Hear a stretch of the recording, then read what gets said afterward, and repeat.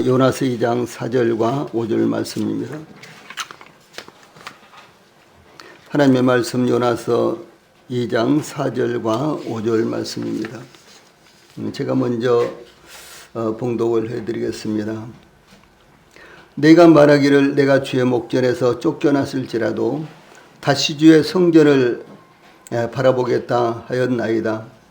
물이 나를 영혼까지 둘렀으며 기품이 나를 에워싸고 바다풀이 내 머리를 감쌌나이다. 아멘. 앞에 보시고 한번 같이 읽읍시다. 시작. 내가 말하기를 내가 주의 목전에서 쫓겨났을지라도 다시 주의 성전을 바라보겠다 하였나이다. 물이 나를 영혼까지 둘러싸우며 기품이 나를 에워싸고 바다풀이 내 머리를 감쌌나이다. 아멘. 오늘은 요나서 2장 4절과 5절 말씀을 통해서 고난 속에 갖는 소망, 이런 주제로 말씀을 전해드리겠습니다. 우리 성도인들에게는 각각 나름대로 고난이 있습니다. 이 세상을 살고 있는 모든 사람들이 한결같이 고난이 있습니다. 그 고난은 크거나 작거나 그 차이는 있지만은 고난을 받는 것은 모든 사람들에게 동일한 것입니다. 몸에 병이 있는 이런 분들도 고난이 있고 건강한 분들도 고난이 있습니다. 높은 직위에 있는 이런 사람들도 고난이 있고 그리고 이와 같은 직위가 아무것도 없는 사람도 역시 고난이 있습니다.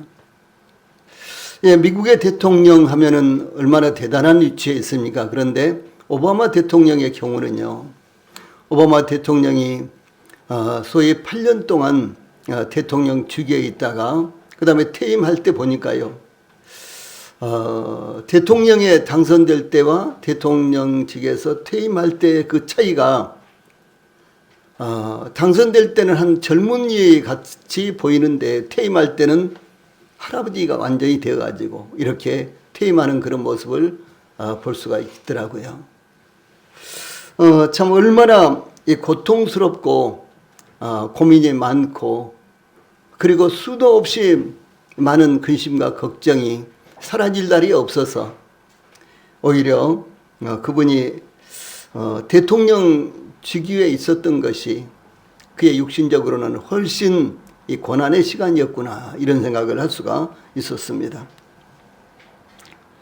요나는 물고기 뱃속이라는 아마도 가장 열악한 환경 속에서 기도하였지만 2절에 보면 내가 받는 고난을 인하여 여호와께 불러 아뢰었더니 주께서 내게 대답하셨고 내가 수월의 뱃속에서 부르짖어 쌌더니 주께서 나의 음성을 들으셨나이다 라고 기도에 응답하시는 하나님에 대해서 증거하고 있습니다. 또한 요나는 4절에서 내가 주의 목전에서 쫓겨났을지라도 다시 주의 성전을 바라보겠다라고 그를 구원하시고 회복시키실 분은 하나님이시라는 것을 고백하고 있습니다. 요나는 하나님의 말씀에 불순종함으로 하나님을 피해 멀리 도망갔지만 그에게 피할 수 없는 고난이 임했을 때 하나님께 나와 기도했습니다. 요나는 하나님께 쫓겨났다고 고백하였지만 궁극적으로 그를 구원하실 분은 하나님이시다라고 하는 사실입니다. 때때로 저희들이 하나님을 외면하기도 하고 하나님을 잊어버리기도 하고 이 하나님의 참으로 놀라운 은혜, 그것을 생각지 않고 살 때도 많이 있지만 그러나 궁극적으로 우리가 하나님 앞에 서야 되고 그리고 하나님의 품으로 돌아가야 되는 것, 이것이 바로 이 세상을 살고 있는 모든 사람들에게 정해져 있는 것입니다. 요나가 극단의 고난 가운데 다시 주의 성전을 바라보겠다라고 고백한 것은 하나님은 살아계시고 변함없이 은혜로우신 분이시기 때문입니다. 대부분의 사람들은 극심한 고난을 당하면 낙심하고 포기하지만 시편에 보면 고라자손의 시가 나오는데 이 고라자손은 오히려 하나님을 바라보고 믿음으로 하나님을 의지했다라는 사실이 나타나고 있습니다.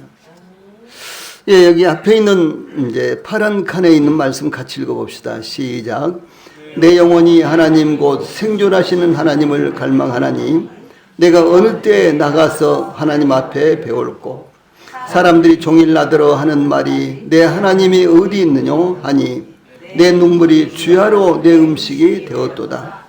내가 전에 성의를 지키는 무리와 동행하여 기쁨과 찬송의 소리를 바라며 저희를 하나님의 집으로 인도하였더니 이제 이 일을 기가고 내 마음이 상하는도다. 내 영혼아 내가 어찌하여 낭망하며 어찌하여 내 속에서 불안하여 하는고. 너는 하나님을 바라라. 그 얼굴의 도우심을 인하여 내가 오히려 찬송하리로다. 이런 교훈을 남겼습니다. 예, 오늘 본문 말씀은 요나가 그의 상황을 계속해서 증거하며 하나님의 구원을 갈망하는 기도를 올리고 있는 내용입니다. 그러므로 본문을 통해서 고난 가운데 있을 때 낙심하지 말고 하나님을 더욱 의지해야 된다라고 하는 교훈을 하고 있는 것입니다. 먼저 4절 말씀은 저희들이 지난주에도 상고를 했습니다. 그런데 4절 말씀은 회복의 가능성을 바라보며 고난 속에서 가질 수 있는 소망에 대해서 말씀하고 있는 것입니다. 이 선지자 요나는 물이 나를 영혼까지 둘러싸우며 기품이 나를 에워싸고 바다풀이 내 머리를 감쌌나이다. 이렇게 고백했습니다. 이 선지자 요나의 이와 같은 고난은 오직 자신의 불순종으로 말미암은 것입니다. 하나님께서 선지자 요나에게 요나서 1장 2절에 너는 일어나 저 큰 성읍 니느웨로 가서 그것을 쳐서 외치라. 그 악독이 내 앞에 상달하였음이라. 이렇게 말씀하셨습니다. 이 선지자는 하나님으로부터 말씀을 받아서 그것을 그대로 전하는 사람입니다. 예, 그런데 요나는 하나님께서 니느웨로 가서 하나님 말씀을 전하라고 하셨는데, 예, 오히려 요나는 니느웨와는 반대 방향에 있는 이 다시스를 향하여 떠났습니다. 선지자 요나의 불순종에 대해서 요나서 1장 3절에서는 그러나 요나가 여호와의 낯을 피하려고 일어나 다시스로 도망하려 하여 욥바로 내려갔더니 마침 다시스로 가는 배를 만난지라 여호와의 낯을 피하여 함께 다시스로 가려고 손가를 주고 뱃삭을 주고 배에 올랐더라. 이렇게 증가하고 있습니다. 그러나 요나의 불순종은 그의 의도대로 이루어지지 않았습니다. 4절에 보면 여호와께서 대풍을 바다 위에 내리심에 바다 가운데 폭풍이 대작하여 배가 거의 깨어지게 된지라. 예, 하나님께서 바다 가운데 폭풍을 일으키심으로 요나가 탄 배가 거의 깨어질 지경이 되었다라고 하는 것입니다. 이 뱃사공들이 폭풍 속에서 배를 안정시키려고 사력을 다했지만 폭풍은 그치지도 않았으며 배는 더욱 이틀없게 되었습니다. 이 뱃사공들은 그들의 신을 향하여 부르짖었으며 배를 가볍게 하려고 배에 있는 물건을 바다에 던졌습니다. 그러나 배는 폭풍을 피할 수 없었습니다. 그 배는 불순종한 사람 요나가 타고 있었기 때문이었습니다. 그래서 마지막 수단으로 뱃사공들은 요나서 1장 7절에 보면 그들이 서로 이르되 자 우리가 제비를 뽑아 이 재앙이 누구로 인하여 우리에게 임하였나 알자 하고 곧 제비를 뽑으니 제비가 요나에게 당한지라. 요나는 피할 수 없었습니다. 이 선지자 요나는 자기가 하나님의 낯을 피하여 도망치고 있기 때문에 폭풍이 임하였다고 이 뱃사공들에게 말하자 뱃사공들은 더욱 두려워했습니다. 바다가 점점 더 흉흉해지자 뱃사공들은 요나서 1장 11절에 우리가 너를 어떻게 하여야 바다가 우리를 위하여 잔잔하겠느냐라고 요나에게 묻자 요나는 나를 들어 바다에 던지라. 그리하면 바다가 너희를 위하여 잔잔하리라. 너희가 이 큰 폭풍을 만난 것이 나의 연고인 줄을 내가 아노라. 이렇게 대답했습니다. 그러나 뱃사공들은 곧장 요나를 바다에 던지지 못하고 더 힘써 노를 저어 배를 안정시키려고 했습니다. 그러나 폭풍은 점점 더 흉흉하였으므로 하나님께 부르짖어서 여호와여 구하고 구하오니 이 사람의 생명 까닭에 우리를 멸망시키지 마옵소서. 무죄한 피를 우리에게 돌리지 마옵소서. 주 여호와께서는 주의 뜻대로 행하심이니이다 라고 기도하고 요나를 바다에 던졌습니다.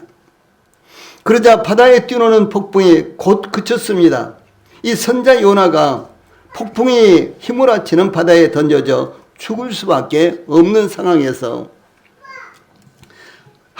상황이었는데 하나님께서 이미 큰 물고기를 예비하심으로 요나를 삼키게 하셨으므로 요나가 3일 3야를 물고기 뱃속에 갇히게 되었는데 그때 요나가 하나님 앞에 기도한 내용이 바로 요나서 2장입니다. 이 폭풍이 몰아치는 바다에 던져졌는데도 소망을 가질 수 있는 것은 히브리서 11장 6절에 믿음이 없이는 기쁘시게 못하나니 하나님께 나아가는 자는 반드시 그가 계시는 것과 또한 그가 자기를 찾는 자들에게 상 주시는 이심을 믿어야 할지니라 라고 이렇게 증거하였기 때문입니다. 예, 그러므로 다윗은 시편 9편 10절에서 여호와여 주의 이름을 아는 자는 주를 의지하오리니 이는 주를 찾는 자들을 버리지 아니하심이니이다 이렇게 찬양했습니다. 이와 같은 말씀들이 우리 성도님들에게 힘이 되고 이와 같은 말씀들이 우리 성도들에게 소망이 되시기를 바랍니다. 예, 또한 하나님께서 너희는 여호와를 만날 만한 때에 찾으라. 가까이 계실 때에 그를 부르라. 이사야서 55장 6절 말씀입니다. 또 예레미야 29장 12절 13절에서는 자, 파란 칸에 있는 말씀 같이 읽어봅시다. 시작. 너희는 내게 부르짖으며 와서 내게 기도하면 내가 너희를 들을 것이요 너희가 전심으로 나를 찾고 찾으면 나를 만나리라 이렇게 말씀하셨습니다. 우리 성도님들이 기도할 때 기도하실 때 이와 같은 말씀을 붙들고 기도를 하시면 더욱 힘있게 기도하고 더욱 지치지 않고 계속해서 기도할 수 있는 것입니다. 왜냐하면 하나님께서 저희들에게 이와 같이 약속하셨기 때문에 그 약속을 붙들고 우리가 기도하는 것은 하나님께서는 약속하신 것을 반드시 지키시는 분이시기 때문에 그렇습니다. 그래서 우리 성도들도 고난이 올 때 하나님께 기도하시기 바랍니다. 하나님을 찾으시기 바랍니다. 또 4절에서는 이 절망적인 상황에서도 소위 갖는 소망이 나타나고 있습니다. 요나가 물고기 뱃속에서 고난을 당하는 것도 하나님께서 그의 생명을 보존하심으로 물고기 뱃속에서 살아있는 것도 하나님으로 말미암는 것이라고 고백을 하고 있습니다. 그러므로 요나는 3절에서 주께서 나를 깊음 속 바다 가운데 던지셨으므로 큰 물이 나를 둘렀고 주의 파도와 큰 물결이 다 내 위에 넘쳤다이다 이렇게 고백하고 있습니다. 이와 같이 요나는 자신의 고통이 하나님으로부터 오는 징계라는 것을 깨닫게 되었으며 그것을 하나님께 고백한 것입니다. 이와 같이 자기의 죄를 숨기는 자는 형통치 못하나 죄를 잡아가고 버리는 자는 불쌍히 여김을 받으리라 이렇게 말씀하고 있습니다. 우리 성도님들 우리의 죄를 옆에 있는 사람들 혹은 우리 가족들, 친구들, 성도들에게는 숨길 수밖에 없는 그런 상황도 있습니다. 그러나 하나님 앞에 숨길 것이 뭐가 있습니까? 그러므로 하나님 앞에 변명하시지 말고 솔직하게 하나님 앞에 자백하면은 하나님께서 저희들의 죄를 용서하시고 죄들을 들어주신다라고 하는 것입니다. 이와 같이 하나님께 징계를 받는 중에도 형통의 길이 있으며 고통 중에도 기쁨을 얻을 수 있는 것입니다. 그것은 곧 자기 죄를 인정하고 자백하며 하나님께 돌아옴으로 가능한 것입니다. 이 선지자 요나는 4절에 내가 말하기를 내가 주의 목전에서 쫓겨났을지라도 다시 주의 성전을 바라보겠다라고 기도했습니다. 하나님에게서 쫓겨났는데도 불구하고 바라보겠다라고 하는 것입니다. 저희들이 어렸을 때 때로는 부모님들이요 저희들을 야단치면서 집 나가 그러면서 부직갱이를 들고 쫓아오고 그러면 그냥 집 밖으로 막 도망치죠. 그런데 어떻게 합니까? 조금 있다가 또 슬그머니 집으로 들어오면은 엄마가 아무 말도 안 하시잖아요. 예. 저는 늘 이런 이제 어렸을 때 있었던 일을 하나님과 저와 사이에 비유를 합니다. 때로 저희들이 하나님 앞에 합당하지 못한 삶을 살고 있을 때도 하나님은 여전히 저희들을 완전히 버리시지 않는다라고 하는 사실이죠. 그리고 우리 모든 성도들도 저희들이 비록 하나님 앞에서 잘못을 범했을지라도 하나님을 다시 바라보시고 영적으로도 회복이 되셔야 된다라고 하는 것입니다. 그러므로 절망적인 상황이 왔을 때 기도하는 것이 믿음입니다. 하나님께 쫓겨나 폭풍 속의 바다에 던져졌으며 그 물고기가 그를 삼켜버렸는데 어떤 소망을 가질 수 있겠습니까? 그러나 그 큰 물고기는 하나님께서 요나를 구원하시기 위해서 예비하신 구조선이요 생명선이었습니다. 요나가 다시 주의 성전을 바라보겠다라고 고백한 것은 그가 어떤 상황에 처하더라도 하나님을 의지하겠다라고 하는 이와 같은 고백이었습니다. 이스라엘 백성들이 출애굽하여 에돔 땅을 우회하여 올라가다가 길이 좋지 않자 민수기 21장 5절에 보면 자 위에 있는 말씀 같이 읽어봅시다. 시작. 백성이 하나님과 모세를 향하여 원망하되 어찌하여 우리를 애굽에서 인도하여 올려서 이 광야에서 죽게 하는고 이 곳에는 식물도 없고 물도 없도다. 우리 마음이 이 박한 식물을 싫어하노라 라고 불평하며 원망을 했습니다. 길이 안 좋아서 길이 좋지 않아서 불평하고 원망한 것이요. 나중에는 하나님께서 주신 이제 매일 아침마다 내려주시는 만나까지도 불평하면서 이거 정말로 맛도 없고 뭐 어쩌고 저쩌고 이러면서 불평하고 원망한다는 거죠. 출애굽기 16장에 보면 앞으로 우리가 상고하겠지만은 하나님께서 만나를 내려주셨을 때 이스라엘 백성들이 이거 뭐야? 깜짝 놀랐어요. 이거 뭐야? 그것이 만나예요. 만나라는 의미가 바로 그것입니다. 그렇게 놀랐어요. 그리고 그 만나로는 과자도 만들어 먹을 수도 있고 빵도 만들어 먹을 수도 있고 온갖 음식을 원하는 대로 만들어 먹을 수 있는 요술 같은 이와 같은 식재료였습니다. 그런데 이스라엘 백성들이 불평을 하다 보니까 나중에는 우리 마음이 이 박한 식물을 싫어하노라.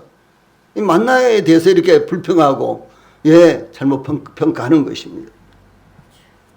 그때 하나님께서 이 불뱀들을 보내어 이스라엘 백성들을 물게 하셨는데 백성들이 불뱀에 물려서 여기저기서 죽자 이제 백성들이 그때 모세를 찾아와서 우리가 여호와와 당신을 향하여 원망하였으므로 범죄하였사오니 여호와께 기도하여 이 뱀들을 우리에게서 떠나게 하소서라고 이렇게 요청하고 기도했습니다. 그때 하나님께서 불뱀을 만들어 장대 위에 달라 물린 자마다 그것을 보면 살리라 이렇게 말씀하셨습니다. 불뱀을 만들어 이것은 구리뱀을 만들어 그런 말입니다. 구리가 벌겋죠. 그래서 구리뱀을 만들어서 장대 위에 달라 물린 자마다 그것을 보면 살리라 이렇게 말씀하셨습니다. 그 결과에 대해서 모세가 놋뱀을 만들어 장대 위에 다니 뱀에게 물린 자마다 놋뱀을 쳐다본 즉 살더라 이렇게 증가하고 있습니다. 이와 같이 예수님께서 이 모세가 광야에서 뱀을 든 것 같이 인자도 들려하리니 주 예수님께서도 십자가에 못 박혀야 하리니 그런 말씀입니다. 인자도 들려하리니 이는 저를 믿는 자마다 영생을 얻게 하려 하심이니라 라고 이렇게 말씀하셨습니다. 그러므로 구원을 받는 것은 우리의 행함이나 노력이나 헌신과 봉사로 되는 것이 아니라 주 예수님을 바라봄으로 이루어지는 것입니다. 이 구약시대 때는 십자가를 앞으로 바라보는 믿음이었습니다. 앞으로 십자가 사건이 있을 것이기 때문에 그것을 바라보는 믿음이었습니다. 그 십자가에서 나의 모든 죄가 대속될 거야.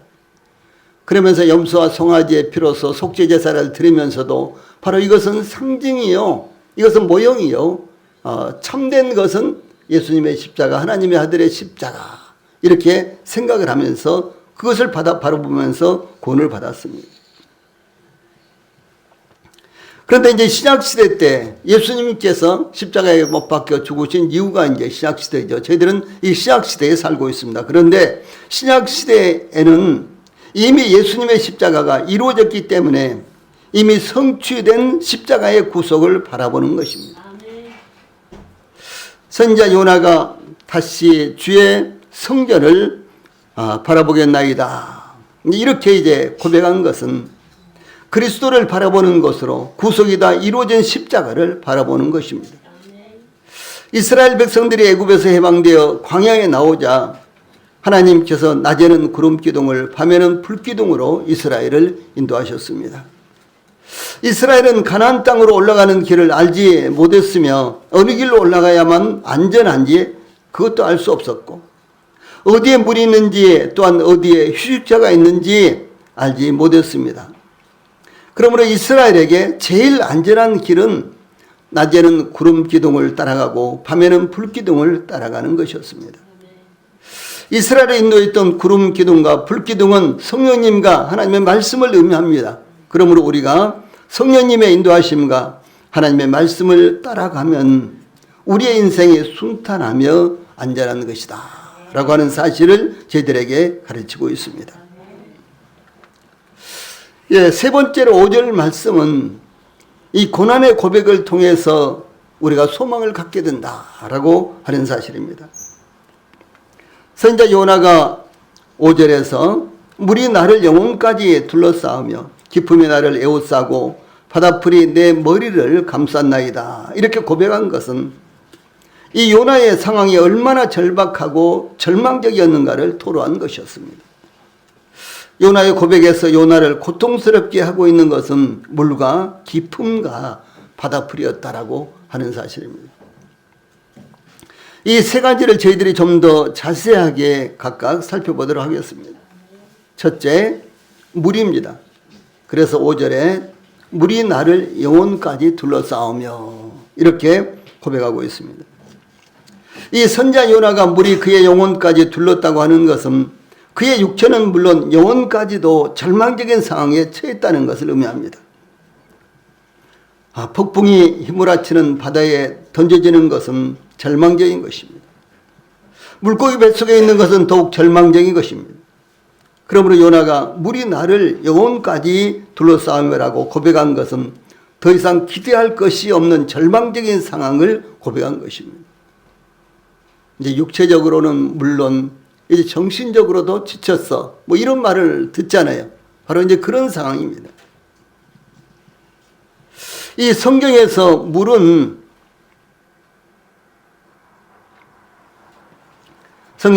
축복과 심판의 상반된 의미가 함께 있습니다. 촉촉하게 내리는 봄비는 만물이 약동하게 합니다. 가물 때에 내리는 비는 생명의 물과 같은 것입니다. 그러나 노아 시대의 홍수는 모든 사람들을 심판하였습니다. 심판의 물은 어떤 것도 가리지 않고 모든 것을 다 휩쓸어 갑니다. 하나님의 심판은 가장 강한 자일지라도 그 든든하게 서 있는 곳을 무너뜨리며 순식간에 파멸로 몰아가는 것입니다. 요나가 물이 나를 영혼까지 둘러싸우며 라고 고백한 것은 물이 그를 완전히 감싸고 있으므로 그의 영혼의 소망과 그의 가장 깊은 존재까지도 함몰되어 있는 것을 증거한 것입니다. 시편 저자는 시편 69편 1절로 2절 제일 밑에 있는 말씀, 하나님이여 나를 구원하소서, 물들이 내 영혼까지 흘러 들어왔나이다.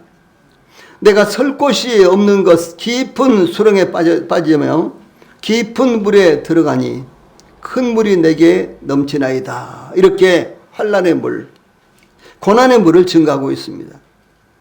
이와 같이 심판의 물이 불순종하는 영혼들에게 휘몰아치게 된다라고 하는 교훈입니다. 둘째는 기품입니다. 기품이 나를 에워싸고 5절에 이런 말씀이 나오죠. 이 기품은 끝을 알 수 없는 깊은 상태를 의미합니다. 본문에서는 헤아릴 수 없는 바다의 깊이를 의미하는데 더 나아가 그의 고통의 깊이, 요나 자신의 고통의 깊이, 예측할 수 없는 앞으로 어떻게 될지 모르는 불안한 상황을 여기에 기품이라고 하는 말로 표현을 하고 있습니다. 하나님께서 천지를 창조하실 때 창세기 1장 2절에서 땅이 혼돈하고 공허하며 흑암이 기품 위에 있고 하나님의 신은 수면에 운행하시니라 라고 그 상황을 설명하고 있습니다. 흑암이 기품 위에 있고는 말로 표현할 수 없는 끝없는 심연, 곧 빠져나올 수 없는 심연 위에 흑암이 자리 잡고 있는 것을 의미합니다.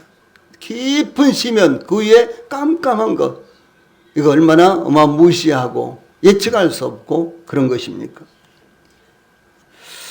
요나가 던져진 이 지중해는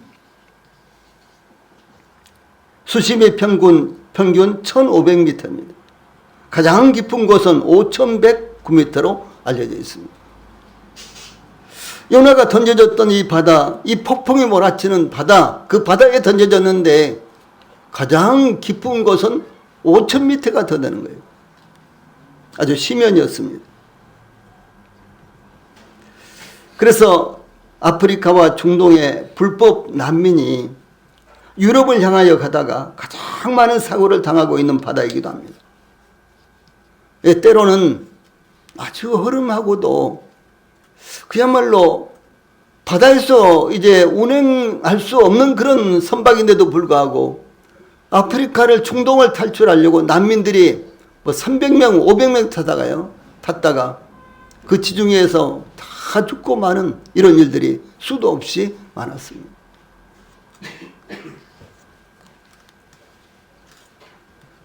그러므로 한마디로 무섭도록 깊고도 캄캄한 바다라는 것입니다. 이 선지자 요나는 끝도 모를 깊은 캄캄한 바다에 던져져서 그 무엇 하나 붙잡고 견딜 수 없는 생사를 포기해야 되는 이와 같은 상황이었습니다. 기품은 선지자 요나가 폭풍이 몰아치는 캄캄한 바다에 던져져 마치 쇠고랑으로 칭칭 묶여져 헤쳐나올 수 없는 감옥에 갇힌 것처럼 인간의 힘으로서는 도망갈 길이 전혀 없는 곳에서 모든 죄인들이 궁극적으로 자기 자신의 처지를 발견할 때 깨닫게 되는 그와 같은 상황을 말합니다. 구원받지 못한 사람들은 이 세상에서는 구원받음과 버려짐의 차이를 전혀 알지도 느끼지도 못합니다. 그러나 성경은 그 차이에 대해서 구원받은 사람들에 대해서 누가복음 15장 6절과 9절에는 나와 함께 즐기자 이런 말씀이 나옵니다.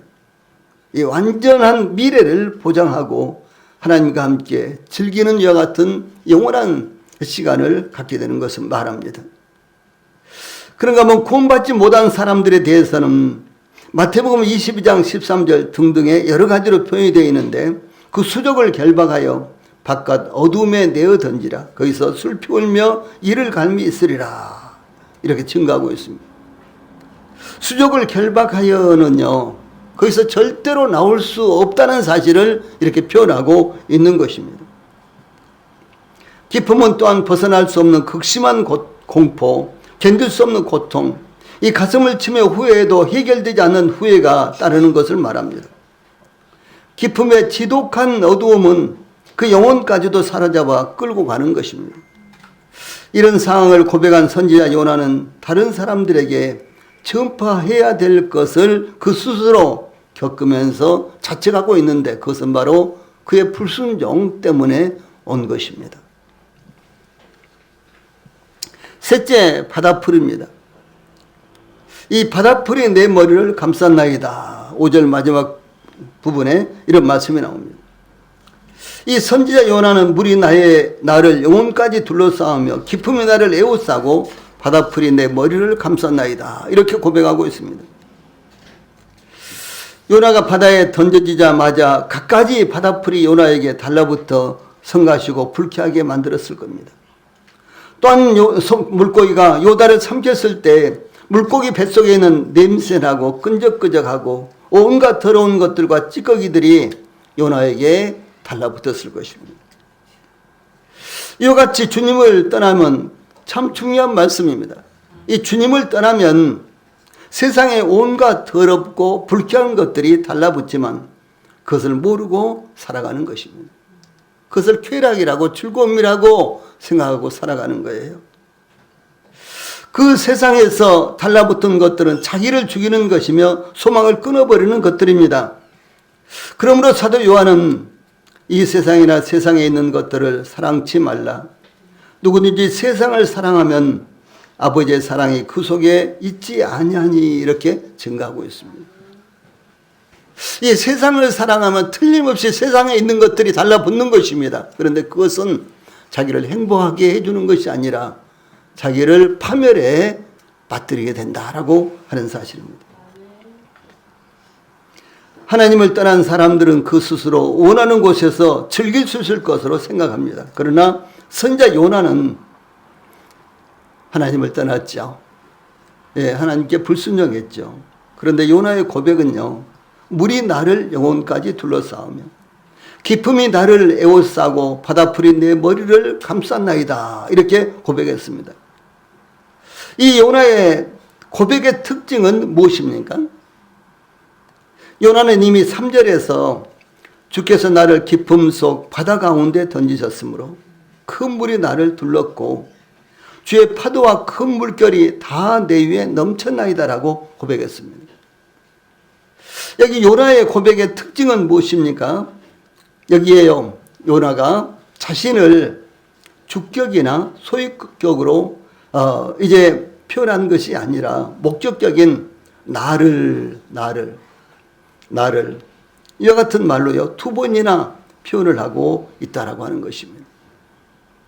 주격이나 소유격이라면 자기가 어떻게 할 수 있는 것인데 그것이 아니라 나를 그러면요 자기는 피동사가 되는 거예요. 예. 그래서 이것은 요나가 원치 않는 것이 요나를 사로잡아 이끌고 가거나 요나를 얽어매고 있는 것을 의미합니다. 그래서 여기 5절 말씀, 물이 나를 영혼까지 둘러싸우며 기품이 나를 에워싸고, 나를, 그건 요나가 원하지 않는 거예요. 그런데 어쩔 수 없이 요나가 당하는 것입니다. 그래서 요나가 원치 않는 것이 요나를 사로잡아 이끌고 가거나 요나를 얽어매고 있는 것입니다. 이것은 자유롭게 그 무엇에도 구애받지 않고 살려는 사람들이 결국은 자기가 아닌 다른 것에 사로잡혀 있는 것을 의미합니다. 예를 들어서 술을 즐기는 사람은 술에 매입니다. 마약과 오락과 화투 등에 매여 있는 사람들은 거기에서 헤어나오지 못하고 매여 있는 것입니다. 그러므로 오늘도 우리 모든 성도들이 사무엘상 15장 22절에서 여호와께서 번제와 다른 제사를 그 목소리 순종하는 것을 좋아하심같이 좋아하시겠나이까. 순종이 제사보다 낫고 듣는 것이 순양의 기름보다 나으니 라는 말씀을 배우시기를 바랍니다. 제일 아래에 있는 말씀 한번 읽고 마치겠습니다. 시작. 여호와께서 번제와 다른 제사를 그 목소리 순종하는 것을 좋아하심같이 좋아하시겠나이까. 순종이 제사보다 낫고 듣는 것이 순양의 기름보다 나으니. 이것이 우리 성도님들의 생애에서 항상 교훈이 되시기를 바랍니다. 찬송 부르시겠습니다.